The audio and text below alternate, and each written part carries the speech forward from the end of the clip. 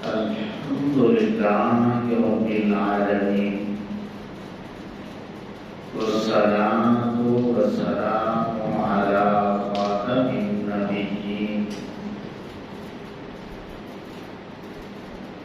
وعلى آله الطيبين وأصحابه المهديين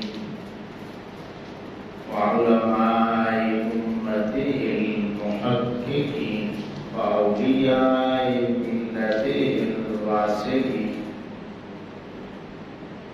وعلينا معهم أجمعين. أما بعد فأعوذ بالله السميع العليم من الشيطان اللعين الرجيم. بسم الله الرحمن الرحيم. لا إكراه في الدين. صدق الله مولانا العظيم. إن الله وملائكته يصلون على النبي يا أيها الذين آمنوا صلوا عليه وسلموا تسليما. اللهم صل على محمد وعلى آل محمد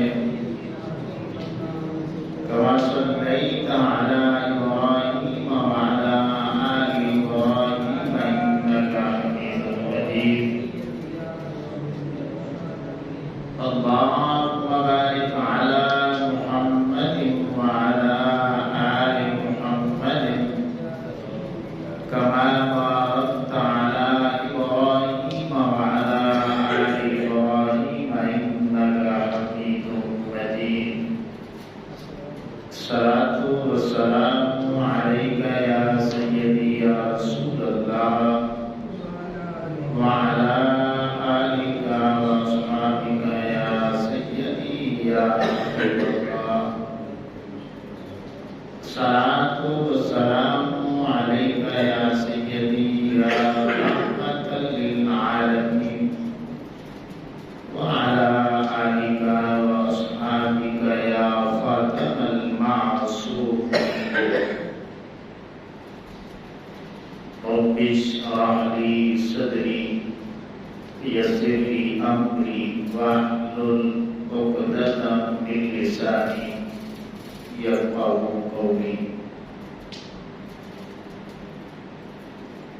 اللہ رب العزت کی حمد و ثنا اور آقا کریم علیہ الصلوۃ والسلام کی بارگاہ ناز میں درود و سلام کا نذرانہ پیش کرنے کے بعد تمامی احباب کو السلام علیکم ورحمۃ اللہ وبرکاتہ.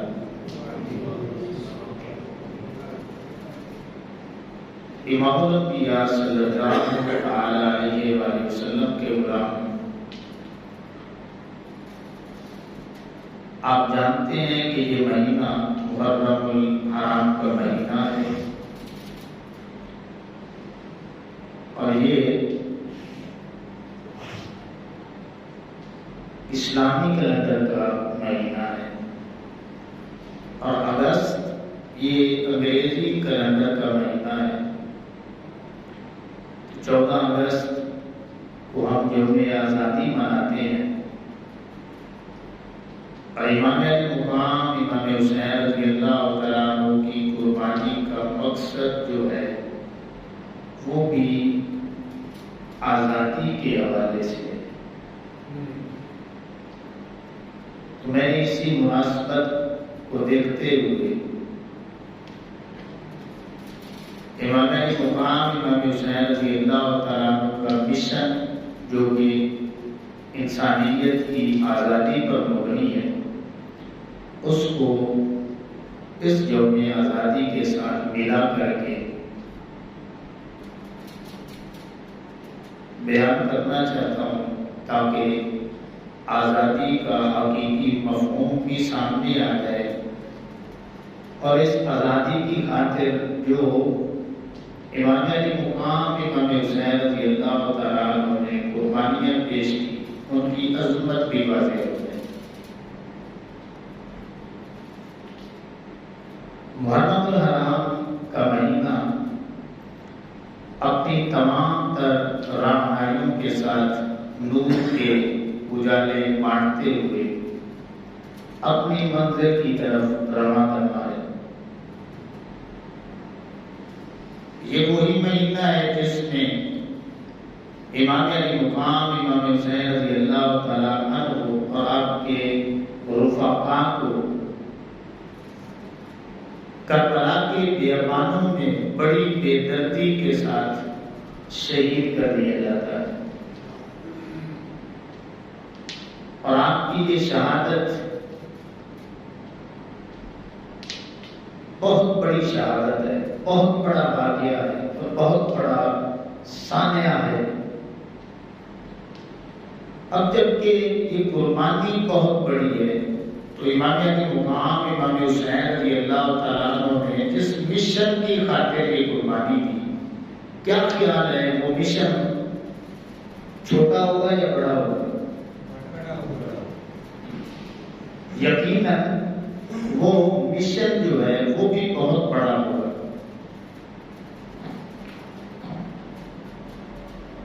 حدیث پاک کے مطابق آقا کریم علیہ السلام نے جو فرمایا کہ تاریخ نبوت اور رسالت میں جتنے امتحانات، جتنی آزمائشیں، جتنی تکالیف، مصیبتیں اور پریشانیاں میرے اوپر آئی ہیں، کسی نبی اور کسی رسول پر بھی وہ تکلیفیں نہیں ہیں۔ وجہ کیا ہے کہ رتبہ سب سے اونچا ہے، رتبہ سب سے بڑا ہے کہ نبیوں کے سردار آپ ہیں، رسولوں کے سردار بھی آپ ہیں، اور ختم نبوت کا جو تاج ہے وہ بھی آقا کریم علیہ السلام کے سر کے اوپر ہے۔ تو جب رتبہ سب سے اونچا ہے تو اللہ رب العزت نے پھر امتحان بھی سب سے زیادہ دی۔ اب یہ ذہن میں رکھ لیں، نبوت اور رسالت کے بعد جو بڑے بڑے رتبے ہیں، ان بڑے رتبوں میں ایک رتبہ شہادت کا رتبہ ہے۔ یہ قرآن مجید میں بھی آتا ہے، انعم اللہ علیہم من النبیین والصدیقین والشہداء والصالحین۔ اللہ فرماتا ہے کہ میں نے انعام کیا نبیوں پر، پھر صدیقوں پر، پھر شہیدوں پر اور پھر صالحین پر۔ تو پتہ کیا چلا، نبوت اور رسالت کے بعد جو بڑے بڑے رتبے ہیں صداقت کا، شہادت کا، تو جو شہیدوں کا سردار جس کو اللہ رب العزت نے بنانا تھا، پھر اللہ رب العزت نے امتحان بھی ان سے سب سے بڑے دی۔ تو جب رتبہ اتنا اونچا ہے تو امتحان پھر اتنا بڑا ہے۔ تو یہ ذہن میں رکھ لیں، پھر امام علی مقام امام حسین رضی اللہ تعالیٰ عنہ کی جو فکر تھی، جو سوچ تھی، وہ کتنی بلند و بالا ہوگی۔ وہ جس کاز کے لیے نکلے تھے وہ کاز کتنی بڑی ہوگی، وہ مشن کتنا بڑا ہوگا۔ وہ سن لیں کہ یہ وہ مشن ہے جو اللہ کے سارے نبی لے کر گیا۔ کون سا مشن؟ آپ پڑھ کے دیکھ لیں کہ آدم علیہ السلام سے لے کر کے آقا کریم علیہ السلام کی ذات والا صفات تک جتنے بھی نبی آئے، جتنے بھی رسول آئے، بے شمار تعلیمات میں مماثلت ہے۔ انہی میں سے ایک بنیادی مماثلت یہ بھی ہے کہ اللہ کے سارے نبی یہ پیغام لے کر کے آئے کہ اس دنیا میں کوئی بھی بندہ کسی بندے کا غلام نہیں ہے، سارے بندے ہیں، سارے غلام ہیں، اور سارے اس مالک کے غلام ہیں جس مالک نے انہیں پیدا کیا ہے، جو ان کا مالک بھی ہے، خالق بھی ہے، رازق بھی ہے۔ غلامی صرف اس اللہ کی ہوگی۔ سر کوئی بھی انسان کے آگے نہیں جھکائے گا۔ اگر سر جھکانا ہے تو صرف اپنے مالک کو جھکانا ہے۔ یہ وہ تعلیمات ہیں کہ قرآن مجید بھرا پڑا ہے کہ آدم علیہ السلام نے بھی یہی تبلیغ کی، نوح علیہ السلام نے بھی یہی پیغام دیا، حضرت داؤد علیہ السلام نے بھی یہی پیغام دیا، حضرت سلیمان علیہ السلام نے بھی یہی پیغام دیا، موسیٰ علیہ السلام نے بھی اپنی امت کو یہی پیغام دیا، عیسیٰ علیہ السلام نے بھی یہی پیغام دیا، چلتے چلتے سارے نبیوں نے یہی پیغام دیا۔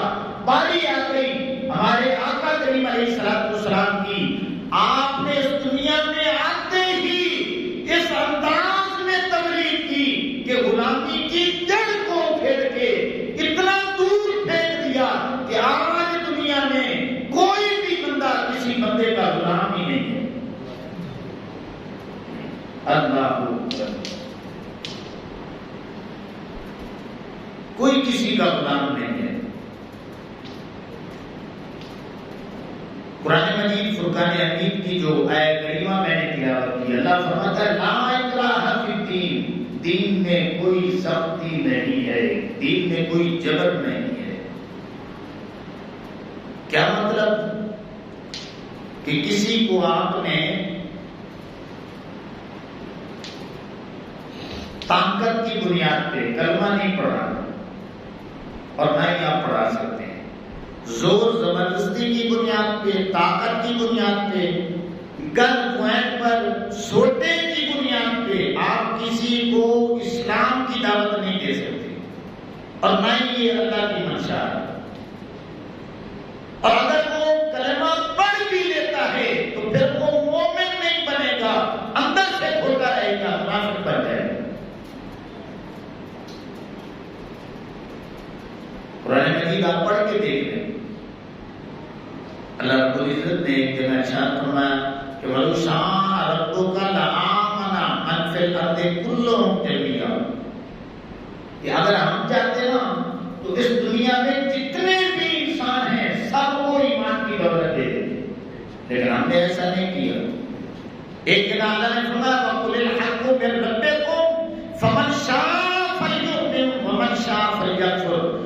اللہ کی یہی منشا ہے کہ جو چاہے کلمہ پڑھے، جو چاہے کفر اختیار کرے۔ کیوں؟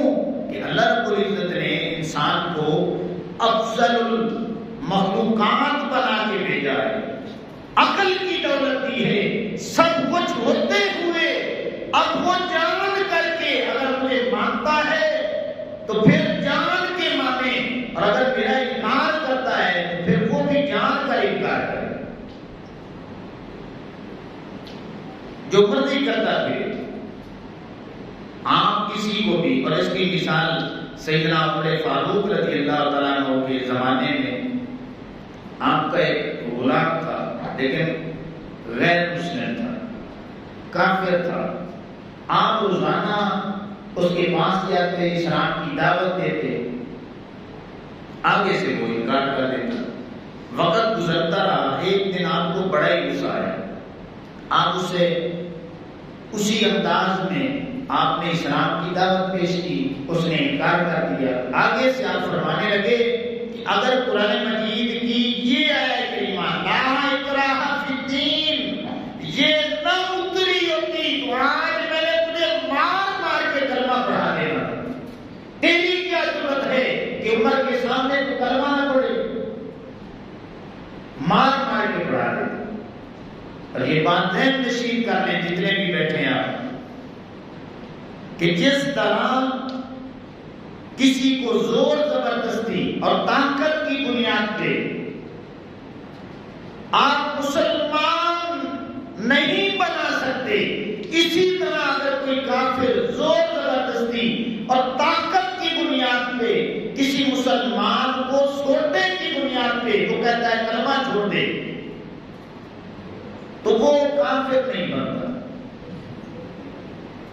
زور زبردستی کی بنیاد پہ کوئی مسلمان کسی کو کافر نہیں بنا سکتا اور کوئی کافر مسلمان نہیں بن سکتا، اور اس کا ذکر قرآن مجید میں موجود ہے۔ اللہ فرماتا ہے من کفر باللہ من بعد ایمانہ الا من اکرہ وقلبہ مطمئن بالایمان۔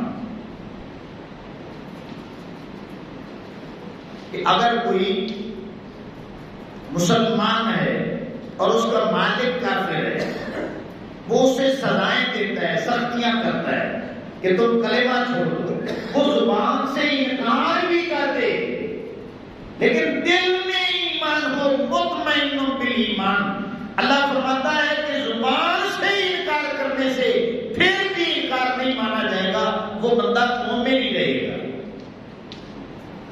تو اب کیا بات سمجھ آئی کہ زور زبردستی کی بنیاد پہ آپ کسی کافر کو مسلمان نہیں بنا سکتے، اور اگر کوئی کافر ہے تو زور زبردستی کی بنیاد پہ وہ زبان سے اقرار تو کروا لے گا، لیکن اللہ کا قرآن یہ بتاتا ہے کہ وہ اقرار کرنے کے باوجود پھر بھی مسلمان رہے گا۔ اور اس کی مثال آقا کریم علیہ السلام کے زمانے میں موجود ہے، جنہوں نے ابتدائی اسلام میں آقا کریم علیہ السلام کی غلامی اختیار کی، کلمہ پڑھا، کافروں نے ظلم کیا کیونکہ ان میں سے اکثر غلام تھے۔ اب تمام مفسرین کرام نے لکھا ہے کہ جتنے بھی غریب تھے، غلام تھے، مار کے ڈر سے، مار سے بچنے کے لیے انہوں نے بظاہر زبان سے انکار کر دیا تھا۔ صرف دو ہستیاں ایسی ہیں جنہوں نے مارے کھائے ہیں، موت کو قبول کر لیا تھا لیکن زبان سے بھی اقرار نہیں کیا۔ ایک ہستی حضرت سیدنا بلال حبشی کی ہے رضی اللہ عنہ، اور دوسری حضرت عمار بن یاسر رضی اللہ عنہ۔ انہوں نے بڑی مارے کھائی ہیں، انہوں نے کہا جان دے دیں گے، جو دل میں بات ہے وہی کہیں گے، زبان سے انکار ہی نہیں کریں گے۔ تو کیا ان دو ہستیوں کے علاوہ جنہوں نے انکار کر لیا تھا وہ مومن ہیں یا نہیں ہیں؟ وہ سارے مومن ہیں، صرف زبان سے انکار کیا تھا، دل میں اقرار موجود تھا، تصدیق موجود تھی۔ اللہ رب العزت نے اپنے حبیب کریم علیہ السلام پہ قرآن نازل کیا کہ میرے حبیب کریم علیہ السلام، یہ جو آپ کو بتایا جا رہا ہے کہ انہوں نے انکار کیا، یہ ان کی ماروں سے ڈر کے انہوں نے کلمے کا انکار کیا ہے، ایمان کی دولت اب بھی ان کے سینوں میں موجود ہے۔ اللہ اکبر۔ تو امام انبیاء صلی اللہ علیہ وسلم کے غلام تو سارے اللہ کے نبیوں اور رسولوں کا جو مشن ہے کہ انہوں نے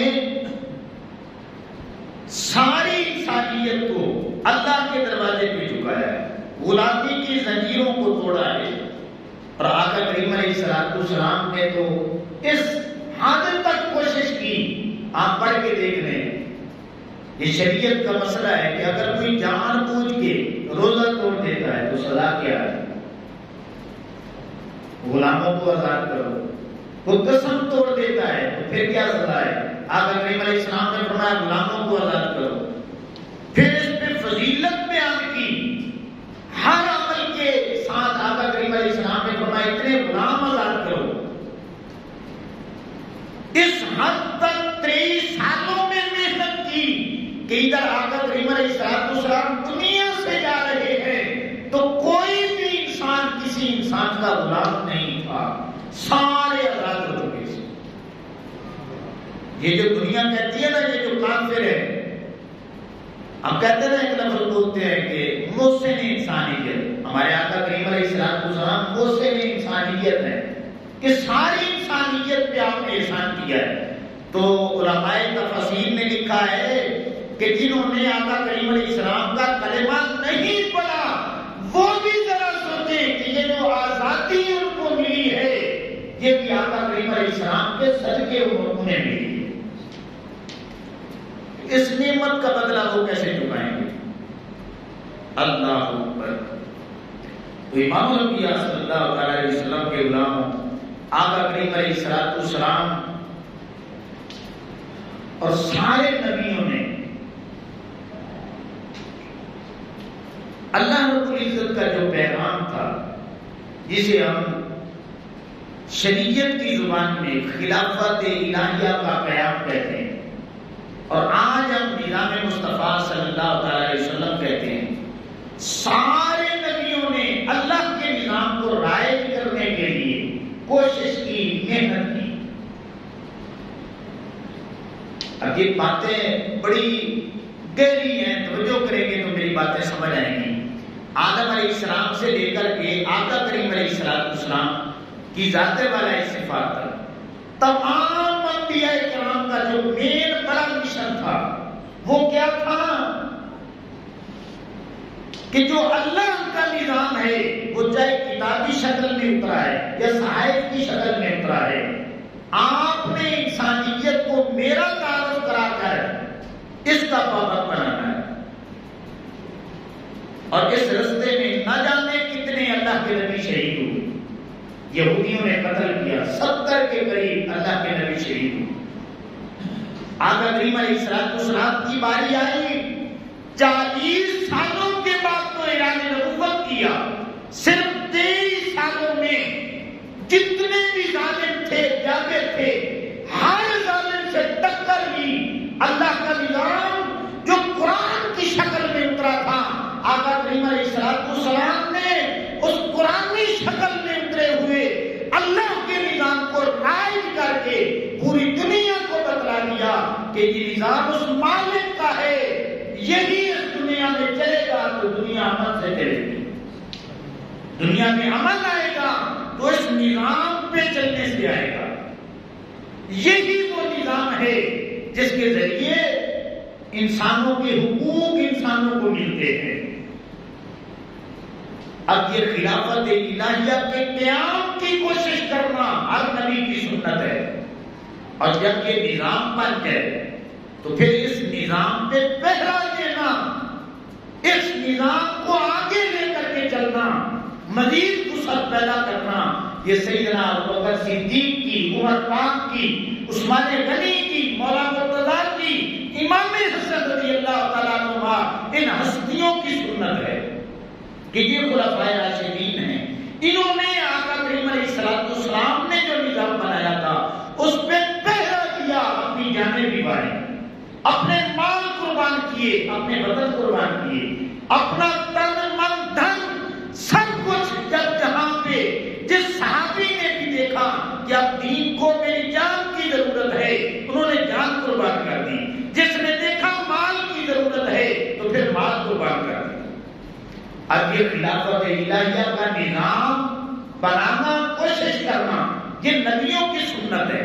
اس نظام کو حفاظت کرنا، تحفظ کرنا، آگے بڑھانا، یہ خلفائے راشدین کی سنت ہے۔ اب جبکہ یہ نظام بن چکا ہے، پہرے دار بھی اس دنیا سے جا چکے ہیں، اب یہ ذہن میں رکھ لیں کہ اگر کوئی کلمہ پڑھنے والا اس نظام کو مٹانا چاہتا ہے، اس نظام کو ختم کرنا چاہتا ہے تو پھر کیا کرنا چاہیے؟ اس کے لیے امام علی مقام امام حسین رضی اللہ تعالیٰ عنہ کی ذات پوری امت کے لیے نمونہ حیات ہے کہ کوئی کلمہ پڑھنے والا وہ اپنی منمانی کرے، ظلم و ستم کرے، بربریت کرے، لوگوں کے حقوق غصب کرے، لالچ دے، ڈرائے دھمکائے اور قتل کرنے کی دھمکیاں دے، تو پھر آپ نے سو نہیں جانا بلکہ اس کے خلاف اٹھ جانا ہے اور قربانی دینی ہے، اور اس انداز میں دین کا پیغام دینا ہے جس طرح میں 72 قربان کر کے اس دنیا سے جا رہا ہوں، امت کو بتا رہا ہوں، پھر سوئے رہو گے تو آنے والی نسلیں غلام بن جائیں گی۔ غلام نہیں بننا، تم نے ظالم کا مقابلہ سینہ تان کے کرنا ہے۔ یہ امام علی مقام امام حسین رضی اللہ تعالیٰ عنہ کی سنت ہے۔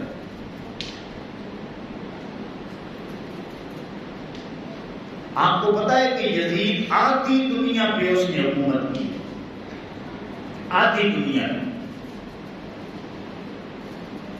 یزید کا کردار جس پہ تمام امت کے علماء متفق ہیں، چاہے کسی بھی مسلک سے تعلق رکھتے ہیں، یزید کا کردار کیا تھا کہ وہ شرابی تھا۔ سب نے لکھا ہے وہ شراب پیتا تھا، سب نے لکھا ہے کہ وہ برائی کو پسند کرتا تھا، سب نے لکھا ہے کہ وہ بے نمازی تھا، اور بے نمازی بھی ایسا تھا کہ کبھی کبھی نماز پڑھ بھی لیتا، پھنس جاتا نا کسی مجمع میں تو سبھی نماز کو جانے لگتے، تو مجبوراً پھر انہوں نماز بھی پڑھ لیتا تھا۔ جو مجبور ہو کے پڑھے وہ بھی بے نمازی ہے۔ اس کی مجالس میں کتوں کا ذکر ہوتا تھا، وہ اپنے فیصلے منمانی طریقے سے کرتا تھا، ماؤں کا، بہنوں کا اور بیٹیوں کے ساتھ نکاح کو جائز سمجھتا تھا۔ یزید کا کردار لکھا ہے مورخین نے کہ وہ سب سے پہلے وہ لالچ دیتا تھا، اگر لالچ سے بات نہ بنتی تو پھر ڈراتا تھا، دھمکاتا تھا، اس سے بھی بات آگے چلی جاتی تو پھر قتل کروا دیتا تھا۔ مورخین نے لکھا ہے کہ وہ اپنی رعایا پہ ظلم کرتا تھا، اس نے ایک نیا اسلام بنا لیا۔ امام علی مقام امام حسین رضی اللہ تعالیٰ عنہ نے دیکھا کہ یہ تو ایک نیا اسلام اس نے بنا دیا، آنے والی امت کیا دیکھے گی کہ یہ اسلام کی شکل ہے، یہ آقا کریم علیہ السلام دے کر کے گئے ہیں۔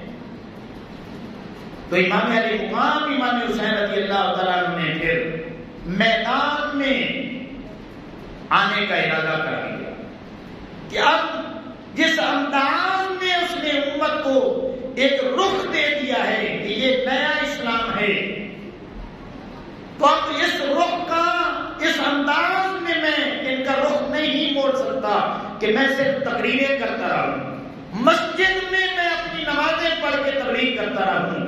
اب اسلام قربانی مانگتا ہے، مجھے میدان میں نکلنا پڑے گا۔ اب آپ دیکھ لیں کہ امام حسین رضی اللہ تعالیٰ عنہ کے ساتھ اس نے کیا مطالبہ کیا، صرف ایک چھوٹی سی بظاہر بات تھی، اس نے پیغام بھیجا تھا کہ آپ میری بیعت کر لیں۔ اس کو اور زیادہ سادے لفظوں میں اگر میں کہوں تو اس نے کہا تھا کہ آپ مجھے اپنا ووٹ دے دیں، ووٹ دے دیں۔ اب وہ ساری بات میں آپ کو سناتا ہوں کہ جب یزید تخت پہ آیا نا تو تخت پر بیٹھتے ہی اس نے مختلف گورنروں کو خطوط لکھے۔ مدینہ کے جو گورنر تھے اس وقت ولید بن عتبہ، اس کو بھی اس نے ایک خط لکھا۔ خط میں کیا لکھا تھا کہ یہ جو چار ہستیاں ہیں نا، ان کو اپنے دربار میں بلاؤ اور ان سے میری بیعت لو۔ ایک حضرت عبداللہ بن عمر، حضرت عمر فاروق رضی اللہ تعالیٰ عنہ کے صاحبزادے حضرت عبداللہ، دوسرے حضرت عبد الرحمن بن ابی بکر، حضرت سیدنا ابوبکر صدیق کے جو صاحبزادے ہیں، ایک حضرت عبداللہ بن زبیر رضی اللہ تعالیٰ عنہ، اور پھر چوتھے حضرت حسین بن علی رضی اللہ تعالیٰ عنہ۔ اور ساتھ لکھا تھا کہ یہ جو عبداللہ بن عمر ہے نا رضی اللہ تعالیٰ عنہ، ان کا مسجد کے ساتھ بڑا آنا جانا ہے، تو ان کو بس تھوڑی سی کوشش کی تو انہوں نے مان جانا ہے، باقی جو ہے نا جب تک کوئی بات باہر نہیں نکلتی اس وقت تک عبداللہ بن زبیر رضی اللہ تعالیٰ عنہ نے بھی کوئی ایکشن نہیں لینا۔ لیکن یہ جو حسین بن علی ہے نا، ان کا تعلق انہیں رسول کے ساتھ ہے، اگر یہ میدان میں نکل آئے تو پھر ساری دنیا نے نکل آنا، تو ان سے لازماً بیعت لینی ہے۔ اللہ اکبر۔ اب ولید بن عتبہ اپنے دارالامارہ میں بیٹھا ہے، اس نے پیغام بھیجا، امام علی مقام امام حسین رضی اللہ تعالیٰ عنہ آپ کچھ ساتھیوں کے ساتھ آئے، ساتھیوں کو باہر کھڑا کر دیا اور آپ اندر تشریف لے کر گئے۔ ساری بات پوچھی، ولید بن عتبہ نے ساری بات بتائی کہ یزید ووٹ مانگتا ہے، بیعت مانگتا ہے، تو کیا خیال ہے؟ امام علی مقام امام حسین رضی اللہ تعالیٰ عنہ آپ نے فرمایا، بڑا مناسب جواب دیا، آپ نے فرمایا کہ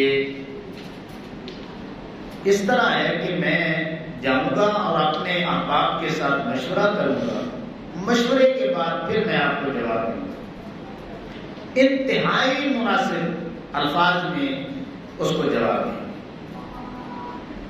جب یہ بات کی نا تو پھر اس نے کہا کہ یزید نے بڑی سختی کی ہے آپ کے حوالے سے کہ ہر حالت میں بیعت لینی ہے، تو اگر آپ ادھر ہی تھوڑا سا سوچ لیں تو کیا خیال ہے؟ امام علی مقام امام حسین رضی اللہ تعالیٰ نے فرمایا کہ ایک دفعہ خط پڑھ کے سنا دو۔ اب اس نے پھر وہی الفاظ دہرائے، آپ نے فرمایا کہ تو خط پڑھ کے سنا، اتنی دیر میں میں اپنے نانا کا قرآن پڑھ لیتا ہوں۔ مورخین نے لکھا ہے اس نے خط جلدی جلدی مکمل کیا، کہنے لگا کہ میں نے خط مکمل کر لیا۔ آپ نے فرمایا کہ پھر میں نے بھی قرآن مکمل پڑھ لیا۔ تو اس نے پوچھا کہ کیا فیصلہ ہے، بیعت کرنی ہے یا نہیں کرنی؟ آپ نے فرمایا کہ میں ظالم اور فاسق فاجر کے ہاتھوں میں ہاتھ نہیں دے سکتا۔ تو نے ادھر خط پڑھا ہے، میں نے نانے کا قرآن پڑھا ہے، قرآن کی 6666 آیات مجھے منع کر رہی ہیں کہ حسین کٹ جانا، کہ ظالم کے ہاتھوں میں ہاتھ نہ دینا، ووٹ نہ دینا اپنا، مجھے قرآن نے منع کر دیا۔ اب یہ بات کی نا تو ولید بن عتبہ نے کہا کہ یہ جواب تو آپ کا بڑا سخت ہے، اس سے تو بڑی آندیاں اٹھی گی، ظلم ہوں گے، قتل و غارت ہوگی، تو پھر کیا بنے گا؟ اب اس طرح کرتے ہیں کہ میں اپنی طرف سے ایک خط لکھ دیتا ہوں یزید، اور اس انداز میں میں لکھتا ہوں کہ یزید بھی چپ کر جائے گا، آپ بھی بچ جائیں گے۔ جسے پنجابی میں کہتے ہیں نا کہ سب بھی مر جائے گا، لاٹھی بھی بچ جائے گی۔ جس وقت یہ بات کی امام علی مقام امام حسین رضی اللہ تعالیٰ جوش میں آئے، آپ نے فرمایا کہ ولید یہ تمہارا طریقہ واردات ہے کہ سانپ بھی بچ جائے، لاٹھی بھی بچ جائے، لیکن میرے نانا جان نے مجھے یہ تعلیم نہیں دی ہے، میرے نانا جان نے اپنی گود میں یہ سبق پڑھایا ہے، بیٹا اور سانپ ہر حالت میں مرنا چاہیے، لاٹھی بچے یا نہ بچے پرواہ نہ کرنا، سانپ مرنا چاہیے۔ جب یہ بات کی تو ولید بن عتبہ کہنے لگا حضرت پھر تو بڑی قتل و غارت ہوگی۔ آپ نے فرمایا یہی الفاظ کہہ کے آپ اس کے دربار سے نکل آئے کہ پھر جو دیکھا جائے گا تو بھی زور لگا کے دیکھ لے، اور میں بھی قرآن پہ چل کے ساری امت کو پیغام جو دوں گا وہ بھی ساری دنیا دیکھ لے۔ یہ امام کے آخری کلمات تھے دارالامارہ کے اندر جو ولید کو جواب دیا، یہی الفاظ کہہ کے آپ وہیں سے نکل آتے ہیں۔ اللہ اکبر۔ اب یہ بات میں نے اس لیے سنائی ہے کہ صرف ایک ووٹ لینے کی خاطر کیا کیا جا رہا ہے؟ پہلے خط سنایا جا رہا ہے، پھر ڈرایا جا رہا ہے، دھمکایا جا رہا ہے، پھر قتل کی دھمکیاں دی جا رہی ہیں، لیکن امام علی مقام امام حسین رضی اللہ تعالیٰ نے کچھ پرواہ نہیں کی۔ فرمایا کہ میں اپنا ووٹ نہیں دوں گا، میں یزید کے ہاتھوں میں ہاتھ نہیں دے سکتا کہ قرآن کی ہر آیت مجھے مجبور کر رہی ہے کہ کسی ظالم فاسق فاجر اور بدکار شرابی زانی شخص کے ہاتھوں میں ہاتھ نہیں ہے۔ اللہ اکبر۔ جسے واقعہ کربلا سمجھ نہیں نہ آتا، ساری عمر گزر جاتی ہے سمجھ نہیں آتا۔ اب میں ان سے کہنا چاہتا ہوں کہ یہ شہادتیں کیسی ہو گئی کہ وہ 65 لاکھ مربع میل تقریباً آدھی دنیا کا حکمران تھا، تو جب امام علی مقام امام حسین رضی اللہ تعالیٰ نے قیام کیا، خروج کیا، اس کے خلاف کھڑے ہوئے، تو پھر جو یزید نے ان پہ ظلم کیا کہ سب کو تیز کر دیا، سب کو ذبح کر دیا، نہ بچے دیکھے، نہ بوڑھے دیکھے، نہ نوجوان دیکھے، جتنا ظلم کر سکتے تھے انہوں نے ظلم کیا۔ آج ہمارا جو ملک ہے نا یہ ہے 8 لاکھ مربع میل، 8 آج پاکستان بنے تو پھر یزید کی حکومت بنتی ہے۔ تو جو یزید میں موجود تھے، جو وہ ظلم کرتا تھا، آج ہمارے اوپر بھی ظلم ہو رہا ہے۔ اگر کسی کو واقعہ کربلا سمجھ نہیں آتا تو پھر آج 72 بندے آؤ میدان میں، چلتے لیے بیٹھو اور ساری دنیا کو میڈیا کے ذریعے پیغام دو کہ ہم حسینی ہیں، جب تھک جائیں گے مر جائیں گے، یہ جو ظلم ہم پہ ہو رہا ہے ہم برداشت نہیں کر سکتے۔ تو جو اس یزید نے 72 تنوں کے ساتھ کیا تھا، ان یزیدیوں نے بھی ان 72 کے ساتھ یہی کر دینا۔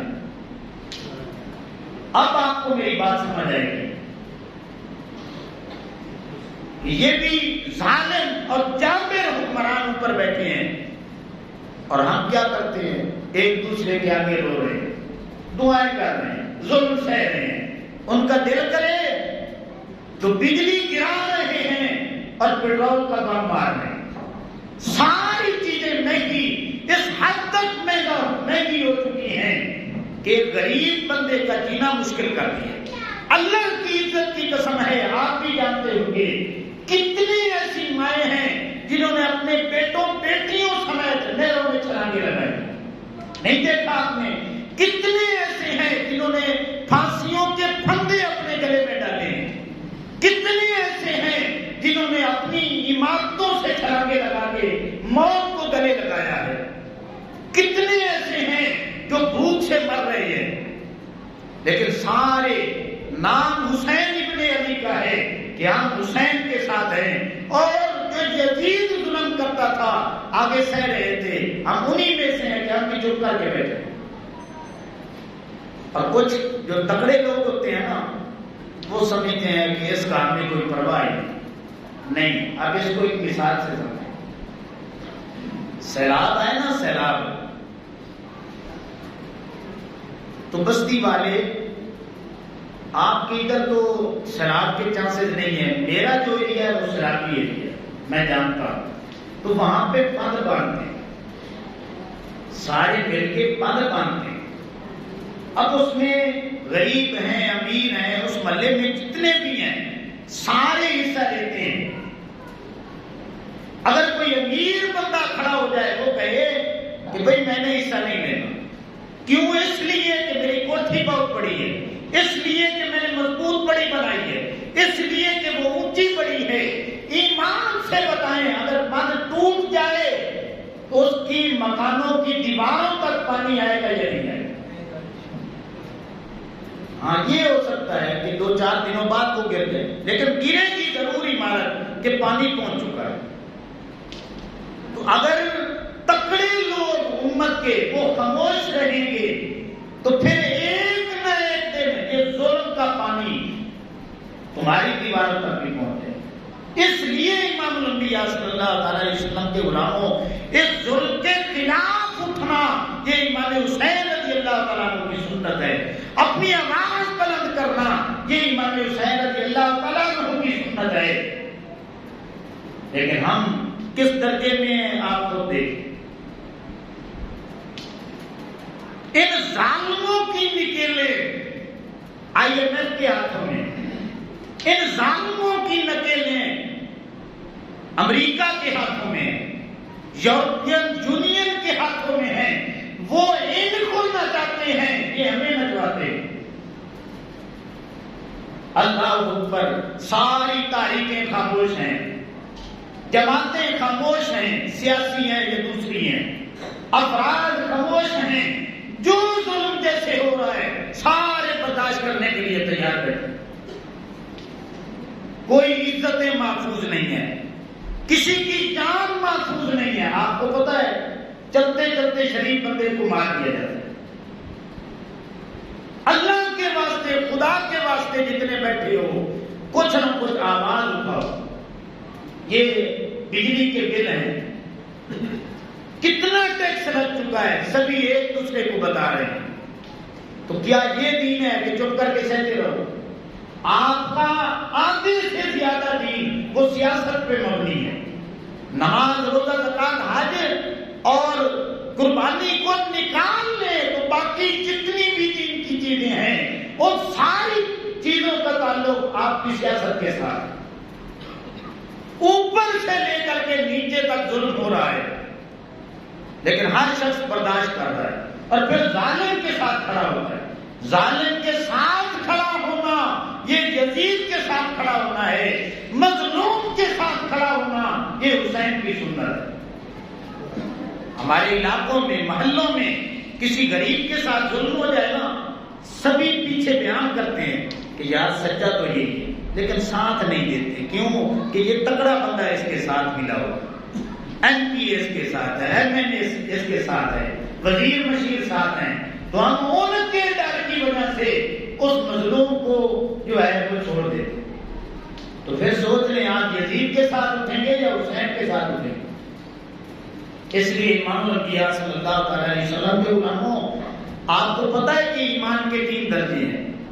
پہلا درجہ یہ ہے کہ آپ نے ظلم کو ہاتھوں کے ساتھ روکنا ہے، یہ ایمان کا اعلیٰ درجہ ہے جس پہ حضرت امام حسین رضی اللہ تعالیٰ عنہ آپ نے عمل کیا۔ ایمان کا دوسرا درجہ یہ ہے کہ آپ نے زبان سے برا کہنا ہے کہ یار یہ ظلم کر رہا ہے۔ تیسرا درجہ یہ ہے جو کمزور ترین ہے کہ دل میں برا جاننا۔ اگر کوئی دل میں برا نہیں جانتا کہ یہ ہمارے اوپر ظلم کر رہے ہیں تو آقا کریم علیہ السلام نے فرمایا پھر اس کے اندر ایمان ہی نہیں۔ آقا کریم علیہ السلام کی تعلیمات پڑھ کے دیکھیں، آقا کریم علیہ السلام نے ایک دفعہ ارشاد فرمایا میرے صحابہ کرام سن لو، اور ظالم کی بھی مدد کرو مظلوم کی بھی مدد کرو۔ یہ بڑی عجیب بات ہے، ظالم کی بھی مدد مظلوم کی بھی مدد۔ اب ایک صحابی کھڑے ہوئے، پوچھا یا رسول اللہ صلی اللہ علیہ وسلم مظلوم کی مدد تو سمجھ میں آتی ہے لیکن ظالم کی مدد کیسے کریں؟ آقا کریم علیہ السلام نے فرمایا اس کا ہاتھ روک کے اسے سیدھے رستے پہ لگا دینا، یہ بھی اس کے ساتھ مدد کرنا ہے۔ ظالم کو ظلم سے روکنا یہ بھی اس کے ساتھ مدد کرنا ہے، کیوں کہ وہ جہنم کے راستے پہ چل رہا ہے اور تو نے ہاتھ پکڑ کے جنت کا رستہ دکھا دیا ہے، اس سے بڑھ کر اور بڑائی کیا ہوگی؟ اس لیے امام الانبیاء صلی اللہ تعالی علیہ وسلم کے غلاموں، آگے 14 اگست آ رہی ہے، ہمارے بچے بوڑھے ساری یوم آزادی، ہمارا ملک آزاد ہوا ہے، ہم کوئی آزاد نہیں ہوئے، سیدھی سی بات ہے، سارے غلامی میں جکڑ چکے ہیں اوپر سے نیچے تک، آواز اٹھانا بھی مشکل ہو چکا ہے۔ وہ کسی نے کیا خوب کہا تھا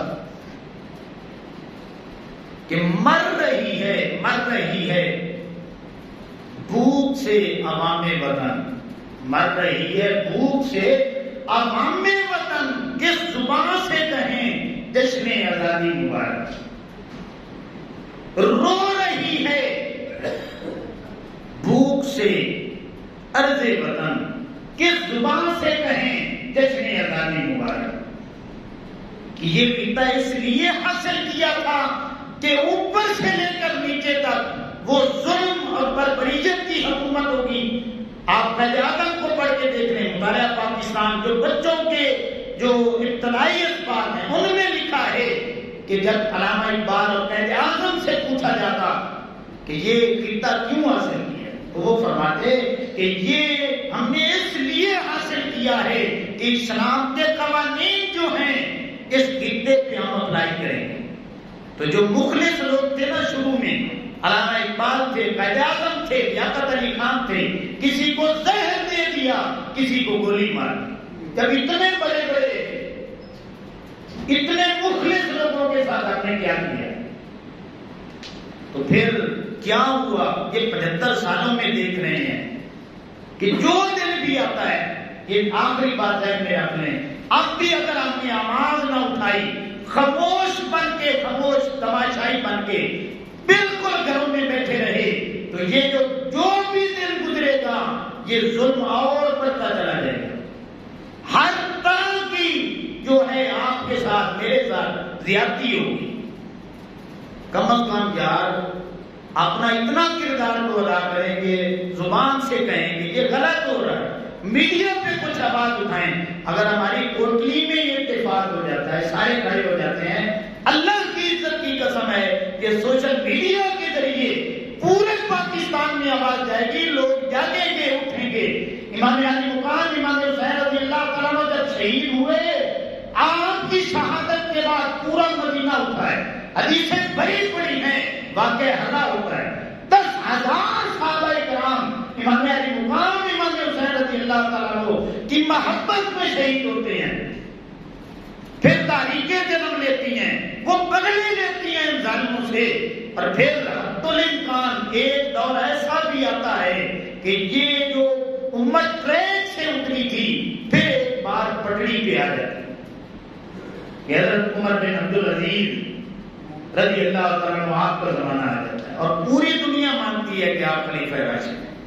تو یہ انقلاب جو آیا تھا نا, یہ امام علی مقام امام حسین رضی اللہ تعالیٰ عنہ کی جرأت, بہادری اور یہ جو مشن آپ لے کر کے نکلے تھے کہ یزید غلام بنانا چاہتا تھا, آپ نے اسے ٹکر لے کے انسانوں کو یہ پیغام دیا کہ چاہے وہ حکمران کیوں نہ ہو جائے غلامی نہیں اختیار کرنی, آپ نے جھکنا ہے تو صرف اللہ کے سامنے جھکنا ہے. اس لیے امام الانبیاء صلی اللہ علیہ وسلم کے غلاموں, آپ لفظوں کے ساتھ میں اور آپ وہ تو امام حسین رضی اللہ تعالیٰ عنہ کے ساتھ ہیں, لیکن عمل میں ہم سارے یزید کے ساتھ. اس لیے اللہ کے واسطے ان باتوں پہ توجہ کرو. یہ مساجد اس لیے بنے ہیں کہ یہاں سے پیغام جو ہے حق اور سچ کا عام تک پہنچے, آپ جاگیں اور امت کے اندر جو ہے ایک لہر دوڑ جائے کہ ہم کل بھی حسینی تھے, ہم آج بھی حسینی ہیں. میں دعا کرتا ہوں کہ اللہ رب العزت مجھے آپ کو اٹھنے کی اللہ توفیق عطا فرمائے. وما علینا الا البلاغ.